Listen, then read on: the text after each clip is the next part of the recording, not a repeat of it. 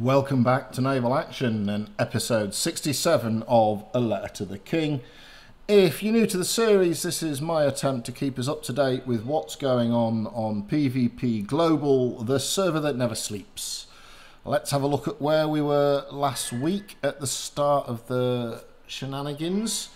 The pirates had cleaned up all the islands around the Bahamas. The Brits and the Americans had come to a head here, and the Brits had declared war on the Americans, demanding control of the Gulf. The French had been pushed off the southern tip of Haiti and were clinging on to any holdings away from the Far East at Port-au-Prince. The Dutch had come to a bit of a brick wall here at Orinoco, and can't remember the name of that one. The Danes and the French were pushing back and forth on each other. The Swedes had grabbed up a little bit more holdings from the Danes. And that's about where we were. Let's have a look at what went down. And it kicked off really this week. War-wise, the Brits seem to be at war with most people. They're at war with the Americans. They're at war with the French. And at the moment, they're in a sort of proxy war against the pirates. We'll get into that in a little bit more detail. The French and the Danes, it's very confusing what's going on between them, and I'll touch on that a little bit later as well. The Dutch had their first foray into a populated port battle. We'll cover that as well. And the independent state of Dave. Well, they're out pirating people, and there is now a Spanish Dave, so their population is exponentially growing on the Spanish side of things.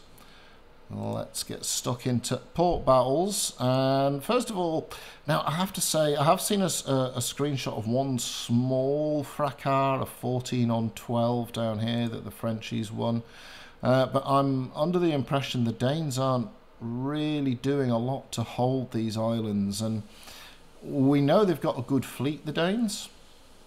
We know they are shipped up, as it were, but they did seem to let the French back in down here. I'm not really sure what's going on. I don't know if the heat is off and the Danes are letting the French retake their territories, or if it is a glorious push by the French themselves. There has been all sorts of sort of intifada, internal fighting with the French, so I don't know if that's settled down yet, I have to be brutally honest. But certainly the French had a good week, retaking the southern part of the Antilles here. The French then had to defend an attack by the Dutch, and this was the first time we've really seen the Dutch bring a proper fleet to bear, as it were, and we saw what would it be, a 23-man fleet versus a 25-man fleet. I think the French, well, I know the French won the engagement, and I know the French maybe lost 2 ships, and I think the Dutch lost maybe 5 or 6. Oh no, sorry, this is the one. The Dutch lost 2, the French lost none. That's right, and I think the Dutch may have lost 1 fourth rate, a nice Aggie in screening actions. But it's good to see that the Dutch were able to turn up with a competitive fleet. And I think if you're a new player coming into Global and you're looking for a nation to go to, at the moment the 3 nations I think sort of need most extra players and sort of deserve extra players for their efforts would be the French, the Dutch and the US. They're 3 nations who are only a handful of active players away from being able to field regular strong 25-man fleets. Both of these, all 3 of these nations have got some excellent PvPers, and each of them probably just need half a dozen of willing captains to throw some ball and splinters on behalf of the national flag. So well done, Cloggies, for bringing a viable fleet, and I suppose if we have to say well done, Frenchies, for your defence. I know it was a good battle. I think the wind didn't help the Dutch, but I think the French played it well anyway. Meanwhile, the Brits opened up against the Americans. around Soto La Marina, and then just north of there at I think it might have been Texas proper. And in both cases the Americans made a defense. At Soto La Marina, and this is one of the videos that's up on the forums if you want to check it out, this was actually a pretty good fight. I think it ended up, the Brits took 6 American ships and lost 2 or something along those lines. I think they outnumbered the Americans by a couple of ships, but this was a good battle. And it was one of those battles that probably at the hour mark you still could have called it either way at that point. The points were pretty even, and then, as often happens, 1 or 2 ships sink and it all sort of snowballs a bit from there. And probably on about the 70-minute mark the Americans knew the game was up.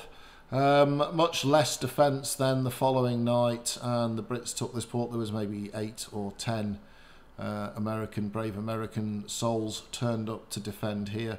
And in what would be the start of a pretty bad week for the US forces. The US, though, didn't go without a win. After losing these 2 ports, they sort of did a revenge fleet against the Brits up in Bermuda. And this is a dedication sail because it's like 2 hours to get there. And they sailed up there and they managed to kick the Brits out of Bermuda, and one would imagine that the Americans will be holding that for a while now. That takes a lot of effort to get a fleet up there with enough repairs. There's no free ports in the area. You'll have to excuse me, I've got a little terrorist staying with me at the moment in the background. I apologise for that. I'll lock him in a cupboard in a minute. And so the Americans now hold Bermuda. The Brits, who forced the Americans out of Les Cayes last week, turned up to have a go at Pape, and this would vanquish the French from Haiti proper. So the French turned up, but more interestingly, a dozen or 10 or about a dozen pirate first rates turned up in an attempt to screen the Brits out. However, the Brits managed to send in a fleet of their own, an anti-screening fleet, as it were, and in doing so, they tied up the pirate fleet, and that basically allowed the Brits to take Port-au-Prince and get rid of the Frenchies from their borders in total. So that's a really good result for the Brits. Only the most dedicated French now will be hassling the poor pubbies around KPR proper.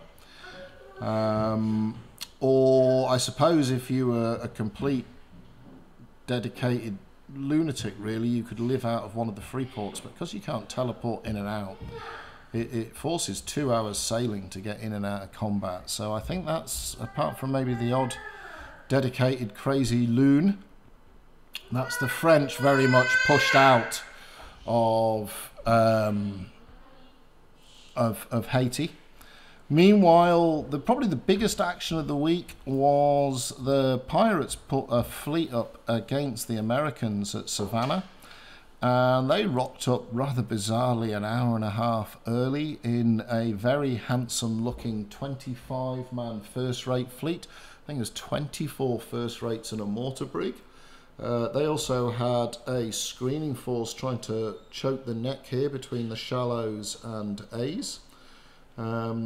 Now, the only shenanigans card I would have to pull here is that the pirates did sort of hide in a battle screen. A couple of American mercs, I think it was, were engaged, and they managed to actually sink the mortar brig and get sunk themselves. But by all accounts, there was a basic cutter. This was tragically streamed for the best part of an hour. A basic cutter just sailing around in there.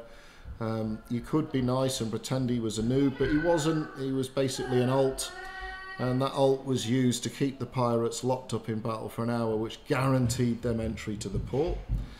The Brits obscurely sailed 3 hours, 20-something ships, to try and mess with the pirates after the pirates had messed with them at Port-au-Prince. There was a little bit of skirmish. I think they managed to snag up, between the Brits and the Americans, they managed to snag up 2 of the pirate ships. And in doing so, 2 first rates were captured, I believe, although one was later recaptured and the other was sunk, which is good, really, because that's sort of reminiscent of what happens in you know, if you look at after Trafalgar, a number of ships were sailed home and a couple of them were lost due to damage or mutinying crews, etc., etc. The Americans, bolstered by the Brits, I heard a few people say, "Oh, the Brits only turned up in little ships." It's a 3-hour sail, maybe a 4-hour sail in a Aggie or a slow buggering second or first rate. Now, one of the reasons for the Brits being here is that the Americans agreed to capitulate in the Gulf. Now, this split the American clans. Some of the clans were very unhappy with this, and it also split the British clans. Some of the British clans were really annoyed that the Brits were going to help the US, to which they were considered to be at war with. And so we saw here the pirates then engaged. They got, I think from memory, 22 first rates made it into Savannah. The Americans had about a dozen first rates, but they also had a number of second rates and a number of fourth rates and a couple of shonky ships snuck in as well. The wind was a bit average. It was neither a massive push for one or the other, but what surprised me, and I have to say I understand but disagree, is that the American fleet just withdrew. They decided they'd rather save their first rates. I'm not quite sure what for, but they withdrew, and in doing so they handed over Savannah. Now, with no mortar brig and an average wind, those little ships can be very annoying because they can run around and they can cap circles and stay out of the guns of the big first rate. So as slow as buggery, 10 knots is all you're going to get off a first rate that's full of repairs. And with no mortar brig, the cannons in Savannah, in Savannah, let me just see if I can find the image here. So the cannons in Savannah, here you go, let's just bring this across. That from the forts, they do a really good job of protecting the circles. So you'll see here, the centre circle's almost impossible to take. And these circles you can only get in half. You're going to struggle to get a clean sail into the middle. And with no mortar brig, you can't kill these things. You'll get absolutely snotted trying to kill these things. So I have to say I was a bit disappointed with the Americans for turning tail and running. I think it's a mistake, and now you've got the pirates right in the middle of your trading area, and you know that they will love to sail up and down here and snot your traders. So I think this was personally, I think it was a big mistake. Now, I am sure that amongst the US clans that decided to pull the plug on the defence, they had their own good reasoning, and maybe they're not far away from getting their fleet together, or they want to go in with a 25-man fleet, or perhaps there's scars from earlier encounters. But nonetheless, I think it was a big mistake to let the pirates take it without a fight. Even if you'd have fought for a while and then withdrew, but just to give it to them. Bleh. On the upside, me and a couple of mates who'd sailed up, three of us headed up. And in the world's longest sail, we set off from Tiburon. We went pirate hunting around KPR. We sailed over here to the Freeport, Tombado or Funbado. And then we had to sail all the way up. So about 3.5 sail all up. 3.5 hour sail all up. And then we got ourselves tangled up with the pirate screening fleet. And me and my mate, we had 5 consecutive rolling battles all the way down the coast here. Mostly 2s on 2s and a couple of 4 on 3s and a nice 6 on 3 at the end. And we got away, we survived, we left with one more ship than we came with, so we had great fun. But I have to tip my hat to the guys that we were fighting against. The first 3 battles were very even, and we sort of got away with it a little bit. But the chat in all the battles was really good. It was just good fun. Everyone was having a good bit of fun in these little screener battles.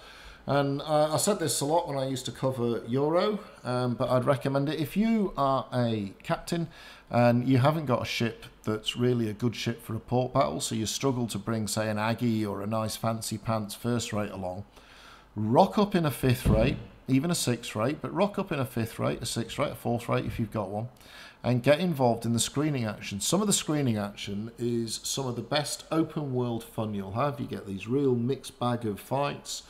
It's you and your mates on comms. Sometimes you can absolutely snot your opponent. You can catch an entire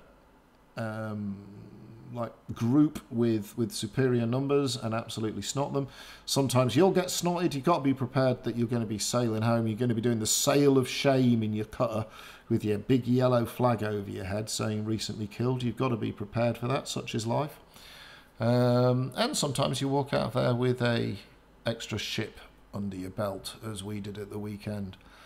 So highly recommend getting involved in some of the screening action. And as I made a call out before, if you're thinking of rolling a character on Global, either you're a new player or you just fancy having a play on Global, I strongly recommend, rather than joining one of the horde nations like the Brits or the Pirates, maybe look at joining the US, the Dirty Frenchies, or the Cloggies. They are all nations who are just half a dozen dedicated captains away from having a really functional group who will be able to take ports left, right and centre.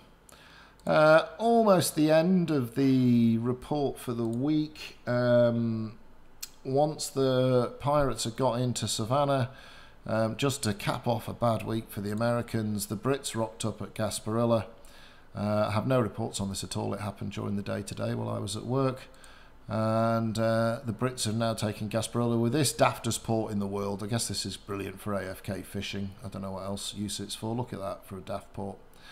So yeah, that's pretty much what happened this week. Lots more populated port battles, some great screening action.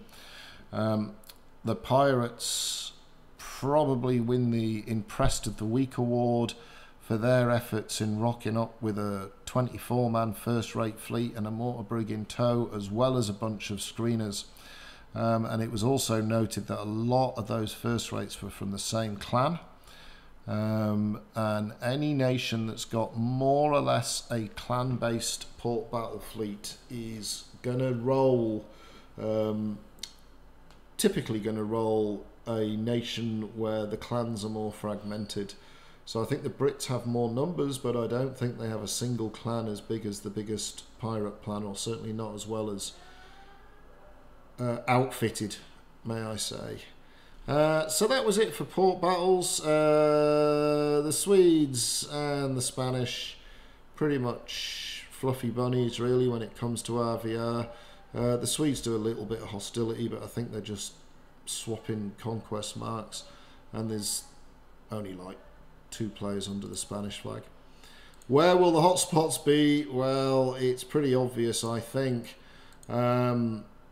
Goodness help the American players up and down their coast. They've invited the devil to the door, and that will be a expensive time for the pubbies. I hope the clans are up and down here patrolling and making it tough for the pirates, because otherwise you're going to have a pretty depressed player base up in the US.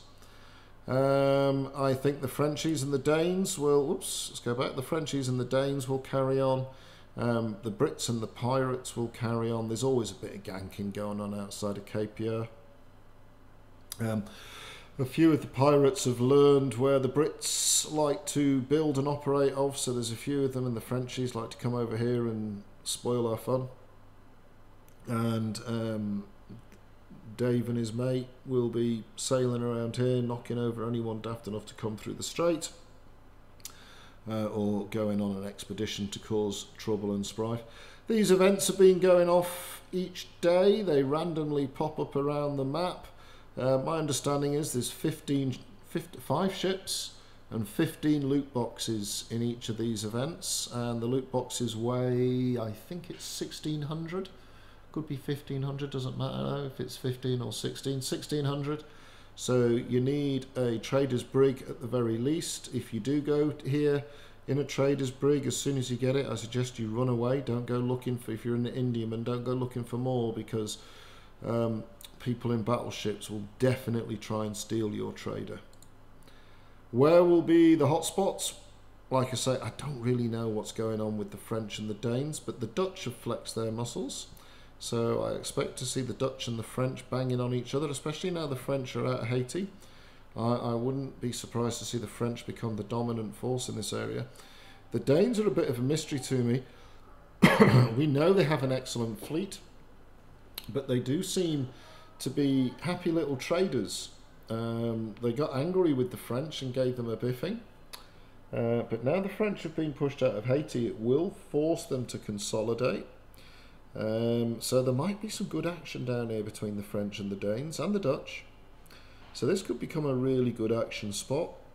I fear for the Americans now, with the pirates here, and the Brits will eat the rest of the Gulf unless the Americans have a change of heart and vigorously defend that. I think of the 3 ports that's left, that's a line ship, that's a line ship, and that's a shallow from memory. So that's 3 different types. So shallows are easy to defend because you can all buy a Mercury from, you know, grey ships are us over here and just sail in and bounce around like a loony. But these line ship ones will be interesting, what boats people are prepared to put in the water there. And at the moment, the Brits and the pirates are fighting what I would refer to as a proxy war. They're not fighting each other directly. The pirates came down to try and help the French out. The Brits came up to try and make it harder for the pirates, had they not been hiding in a battle screen at Savannah. And it's a bit of a proxy war. It's sort of like, you know, Iran and Saudi Arabia playing through Syria at the moment, although without the death, carnage and terribleness of it all. I think the only hope for the Americans is that the Brits get stuck into the pirates. And I don't quite know if the Brits are ready yet to get stuck into the pirates. Or, of course, the pirates could get stuck into the Brits, which would undoubtedly galvanise the Brits into responding. And this is where I think, because ships are difficult to come by, I am noticing a few clans and folks being very tentative and fearful of losing their ships. And I personally think that's a big mistake. You build first rates to fight, not to sail around looking all fancy pants. These are not weapons of deterrence, they're weapons of war. I actually play with a clan who, I mean, to be honest, they're almost communist. That's the worst description of the clan I'm in. But they're all in that the whole clan builds ships for the clan. Every member of the clan has got, or is given, a 4th rate or a first rate. And if you lose it, the clan replaces it. And this basically, and we're under instructions, we're not under instructions to lose the ships, but leadership essentially wants us to fight. And they would rather lose all 10 ships fighting than strategically withdraw and retain all 10 ships. Because the clan pitches in, everybody chucks money, conquest marks, materials, farms up items, builds cannons for each other, and I'd strongly recommend people to look at getting their clans into closer to a collective, where individual captains are helped to ship up and cannon up, because if you're going into PvP right now fearful of losing your ship, probably the most likely thing to happen is you'll lose your ship. When we sailed up here, even though we're only in 4th and 5th rates, and a 6th rate or 2, We went up here ready to lose them all. When we sailed all our Aggies around to Pap, we were quite happy, not really happy, but prepared to sail back in the cutters of shame. And I get the feeling the pirates are prepared to put the ships on the line if they send a dozen down here to screen, because a dozen first rates versus 25 fourth rates would be interesting. Probably a win to the first rates, but certainly not a bloodless win, I'd say. So they were the pirates seemed prepared to risk their ships, and I think some of the other nations are going to have to be prepared to too. And the only way you can afford to do that is to work together. Anyway, let's have a look. There was nothing new from the devs this week. I don't think we had a meaningful update. There may have been an update with just little biddy-bobby, patchy, fixy things in it, but there was no new content. Numbers are still steady on global. I'd say we've had, since the wipe, about a 10% drop, but the numbers are still steady, and fights are going on all day round. It was quite good. I mean, our battle for Port-au-Prince, I think, was quite late at night for the Aussies, early morning for the Americans, like 8 or 9, that's not really early on a weekend, and about 2 PM for Europeans. So battles are all on. The war has begun proper. I still think the proxy war between the pirates and the Brits has to become something proper. I'll be interested to see how the French go down here. I must use the right map on this next week. And I think the Americans have got desperate trouble now. They've invited the devil into the neighbourhood. On to tally of splinters, sail and blood. So the Brits had a good week. They picked up 13 ports, mostly to the detriment of their American cousins. The pirates had a good week, mopping up the Bahamas and taking Savannah. America had a bad week, losing 4 ports, but gaining 1 in the Bahamas. Sorry, Bermuda. The Danes handed back 2 ports and 7 towns to the Frenchies. The Frenchies made a gain, but of course also got kicked out of Liège, and Liège is, sorry, not Liège, Port-au-Prince is one of the larger territories on the map. The Dutch held steady, as did the Swedes, as did the Spanish. The best week so far for the Spanish.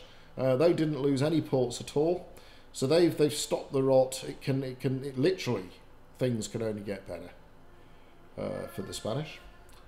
And that's about it for this week's naval action. For me, it has been the most fun week with some proper port battles going on, some really good open world PvP. Apart from one bit of shenanigans with hiding in a screen, most of the PvP seemed to be good, honest fun. I was chatting to a couple of Americans. They certainly enjoyed the fight on the east coast of the Gulf there at whatever it was bloody called, I can't remember its name now, Soto La Marina or whatever it's called. They enjoyed that fight. It was a good fight. Lots of good open world biffo. I know the Frenchies and the Dutch had a good one. And again, the Frenchies who turned up at Pap, good on you lads for at least showing up. I know there was only 10 or 12 of you, and it was a bit of a no hope to win, but well done. So that's it for this week. Give us a like, give us a subscribe. I'll see you on the ocean, and I'll catch you.